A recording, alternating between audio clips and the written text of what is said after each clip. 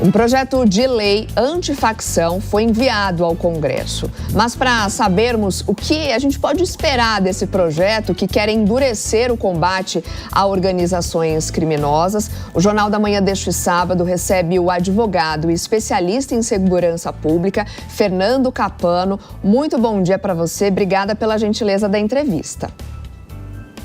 Bom dia para todos. Eu que agradeço aí a oportunidade de contribuir com o debate. Vamos lá, professor. Bom, esse projeto foi bem recebido pela comunidade jurídica. Você vê chances dele ser aprovado? Olha, eu acredito que o projeto é sim uma iniciativa positiva. Óbvio que ele ainda depende de discussão no âmbito do Congresso Nacional, mas ele traz algumas questões aí que me parecem bastante importantes para que a gente possa, de fato, aparelhar o nosso ordenamento jurídico, quer seja no âmbito federal, estadual e até mesmo municipal, para que a gente possa aparelhar a nossa legislação para que tenhamos aí uma possibilidade maior, com mais amplitude, com mais robustez aí este combate dessas facções criminosas, né? Que na verdade algumas delas, inclusive, não são nem mais, do ponto de vista técnico, facções, são máfias, né? Porque tem ramificações não só no território brasileiro como um todo, mas também ramificações já no exterior, com operações muito relevantes. Então, penso que o projeto, sim, é uma iniciativa que me parece positiva neste cenário em que a gente precisa combater máfias. E quero crer que talvez, no âmbito do Congresso Nacional, ele também receba politicamente um apoio bastante robusto para que este projeto possa virar lei o quanto antes. Fernando, bom dia, prazer tê-lo conosco. A gente percebe, né, a gente falava há pouco, inclusive, sobre isso, dessa sensação de insegurança que a população cada vez mais vivencia, não apenas nas grandes cidades, capitais, mas praticamente generalizada mesmo, essa sensação hoje, infelizmente. Claro que depois de um episódio como esse, já começa, vamos pegar o projeto de lei antifacção, vamos fazer uma CPI, vamos... Mas no dia a dia, né, a gente percebe o seguinte, é difícil, a polícia vai lá e prende e depois nós temos progressões de penas, saidinhas e fica essa sensação de impunidade. Parece que o crime de fato compensa aqui no Brasil. Pois essa é uma questão que a gente precisa enfrentar. Não basta, por óbvio, mudar apenas e tão somente a lei se nós não tivermos medidas mais eficazes e mais efetivas que, de fato, façam com que as pessoas que estão operando no âmbito dessas máfias, no âmbito dessas facções criminosas, realmente respondam e respondam duramente por todos os seus atos. Segurança, de fato, você tem absoluta razão, um comentário muito pertinente, né? Segurança é sensação, segurança é sair na rua sem ter medo, né? E, portanto, nós precisamos realmente não só aparelhar mais o nosso ordenamento jurídico para combater essas facções, mas também dotar as nossas autoridades da possibilidade de fato, terem aí essa capacidade de combater o crime de maneira mais efetiva. Então, não é só momento de eventualmente fazer uma CPI no âmbito do Congresso, ainda que ela seja talvez necessária, não é só momento da gente trazer uma legislação específica para que eventualmente ela possa também ser discutida no âmbito do Congresso Nacional, é momento da gente, por exemplo, repensar, falando aí sobre a questão do regime de cumprimento de penas, né? É momento da gente repensar não só o Código Penal, mas também o próprio Código de Processo Penal, óbvio, tudo dentro do devido processo legal, dentro da moldura que a Constituição nos oferece, mas no fundo, o que talvez realmente possa começar a resolver o problema, entre outras questões, não é só você ter penas mais duras, mas você ter a certeza de que vai cumpri-las.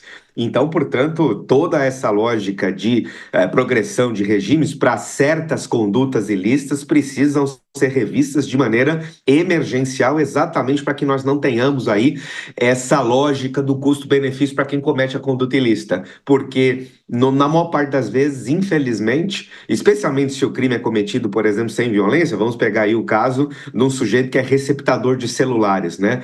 Aqui no âmbito do estado de São Paulo, eu costumo ouvir das autoridades policiais, especialmente das autoridades policiais lá na Polícia Civil, que a primeira, a segunda e até mesmo a terceira conduta nesse aspecto acaba saindo de graça. O sujeito quase que sequer responde, no fundo, ao processo em consequência de uma série de benesses legais que ele tem. Então, é momento de repensar também o nosso Código de Processo Penal, é momento de repensar também a nossa lei de execução penal nesse país, para garantir que o sujeito que comete um ilícito vai realmente responder e não vai ficar impune.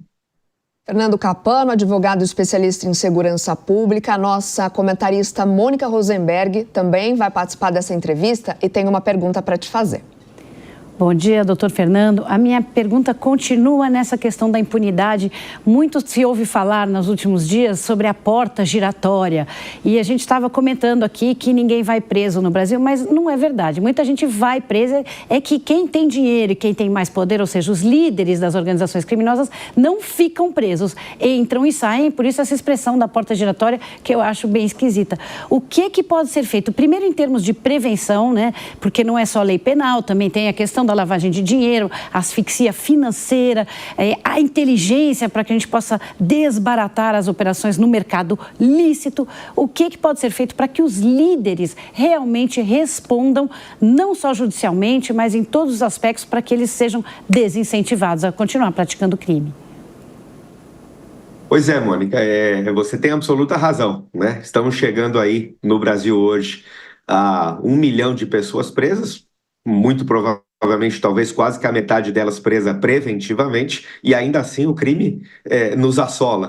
Ainda assim, a mancha criminal continua a crescer, especialmente nas grandes cidades. Então, você tem toda a razão. A gente precisa, obviamente, também dotar as autoridades de ferramentas, e nesse sentido o projeto é positivo, né? De ferramentas que causem, de fato, por exemplo, a asfixia financeira, para que nós consigamos atingir, de fato, aqueles que são os líderes, não os líderes de quem coordena, quem pratica todas essas condutas ilícitas, como estamos aí acostumados a ver, né? Mas sim aqueles que se beneficiam e que operam de maneira muito robusta, muito grande, economicamente o crime. O crime precisa necessariamente ser asfixiado, como você bem disse, né? O termo asfixia financeira é o termo técnico correto para que nós realmente possamos compreender que, sem a gente cortar a benesse econômica que gira em torno do crime organizado, nós realmente vamos ficar com essa sensação de enxugar gelo o tempo todo, né? Vamos aí, de repente, prender, de fato, só o sujeito que está lá na ponta da linha, mas realmente não vamos colocar realmente essa questão dentro de um patamar de legalidade, dentro de um patamar de ordem que vai gerar essa sensação de segurança que a gente precisa. Basta saber que o mercado de produtos ilícitos, né, pelo menos é o que dizem os últimos números que nós temos, o mercado de produtos ilícitos, na verdade, gira apenas e tão somente cerca de 10% de tudo aquilo que o crime organizado faz no país. 90% de tudo aquilo que gira no crime organizado está sendo lavado e, portanto, está impactando o nosso mercado, até mesmo o mercado do ponto de vista legal. Então, nós precisamos realmente dotar as nossas autoridades, de novo, dentro da moldura constitucional, né, dentro do devido processo legal, para que a gente possa realmente acabar de uma vez por todas com a benesse econômica, na lógica do custo-benefício, né? A benesse econômica de se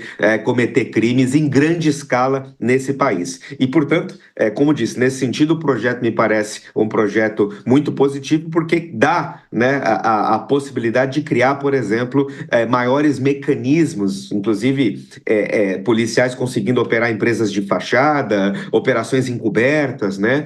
Todas essas possibilidades realmente tendem a fazer com que a gente consiga atingir a lógica da asfixia financeira, que é fundamental para acabar com o crime organizado no país. Fernando, antes da gente encerrar, queria uma avaliação sua, né, dentro da sua expertise em segurança pública, porque essa semana a gente viu uma série de projetos ganharem força, né, projetos de segurança pública, inclusive. Classificar o crime organizado como terrorismo seria uma solução também?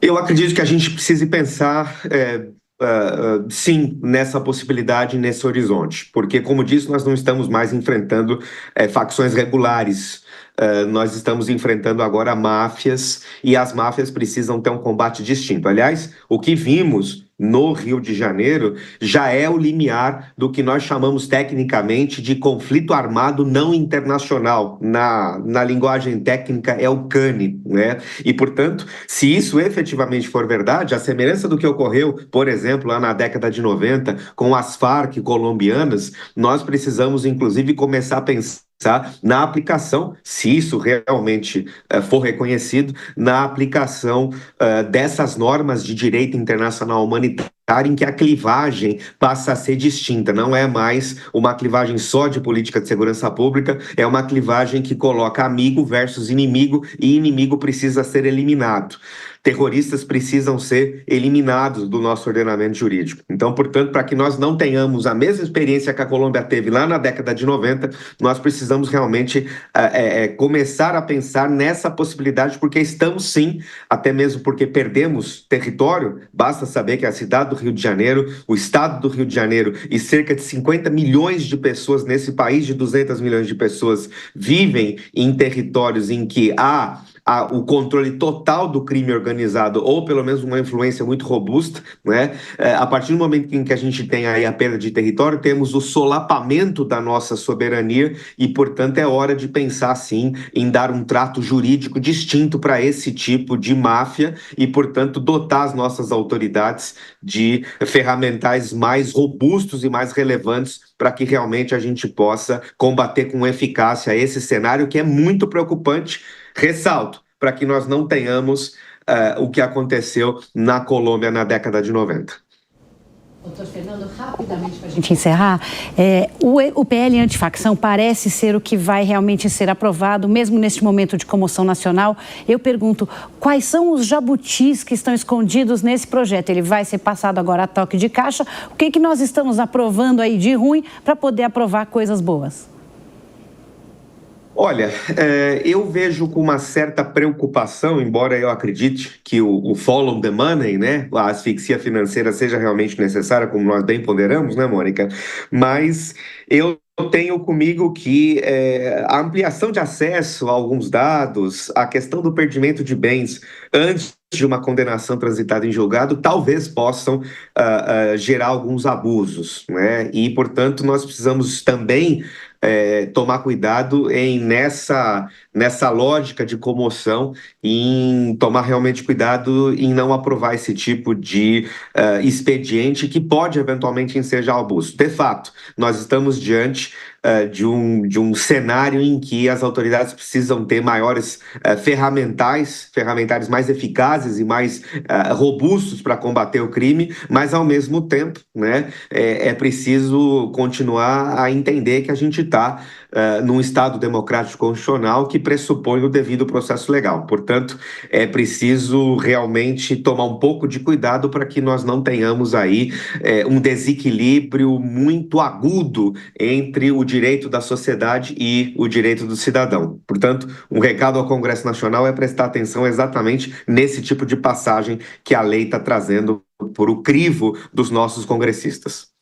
Sobre o projeto, então, de lei antifacção, conversamos com o advogado especialista em segurança pública, Fernando Capano, a quem eu agradeço mais uma vez a participação. Um bom dia para você. Um bom dia para todos e sigo aqui à disposição. Até mais.